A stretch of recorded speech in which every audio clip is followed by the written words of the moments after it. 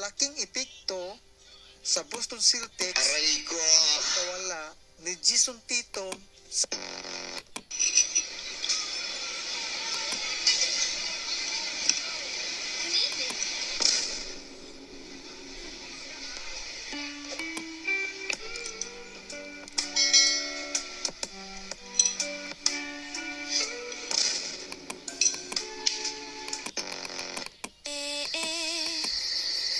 sa kadung-kading padung-ding.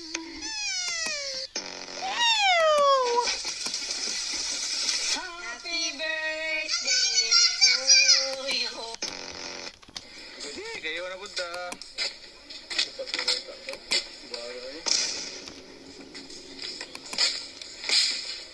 Kaysa, ano ba?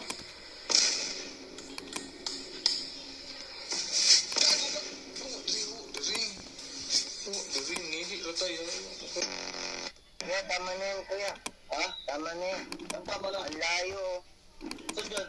Layo ng level ko to. Dito. Tapos dito. Yes. Dito. Don't talk to me. Ang layo na. Gusto ko sa babae, cute ang boses pag nagugutom.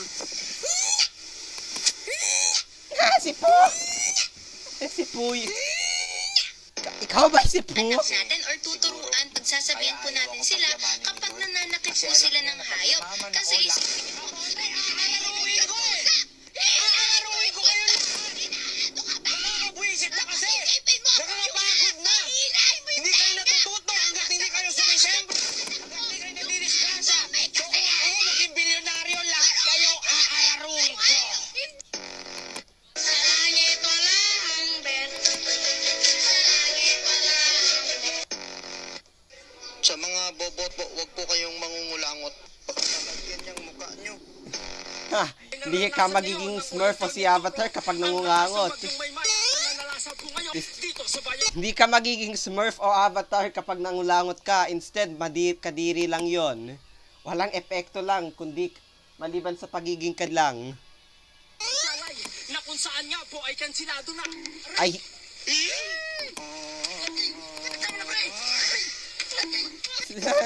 tigilan mo nga siya sa paghagis ng coconut nut.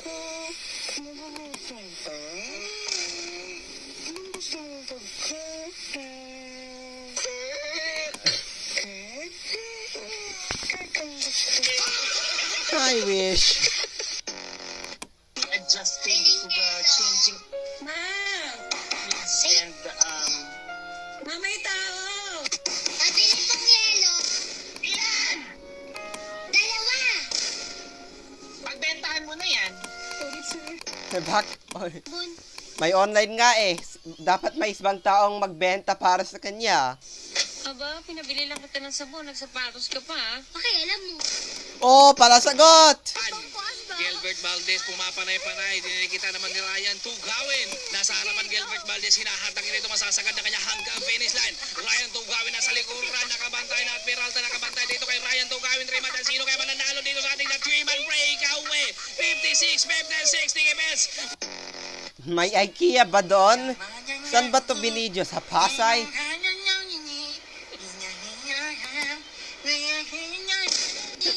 Teka.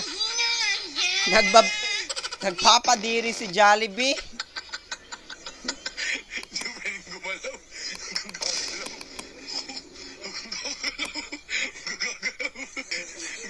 Oh, nakakatakot ang mata mo. Kapag nakita mo ganun yung mata niya, tumakbo ka, mamamatay ka.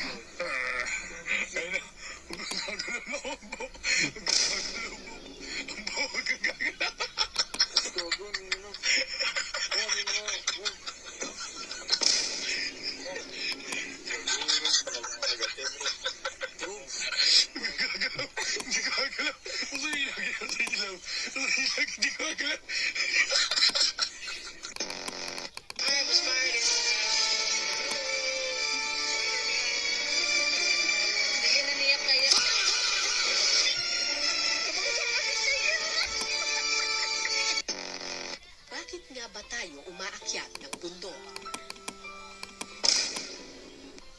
Sa simula, Mabuti at wala namang lumalapit sa bebe mo.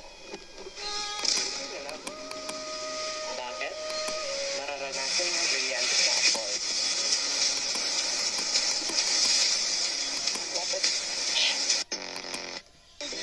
marunong tayong bumitaw. Dahil mas okay na maging malungkot ngayon kesa magdusa sa panghabang buhay. Nakasama siya. Ang taong never kang minahal. Sa taong hindi ka kayang ipaglaban.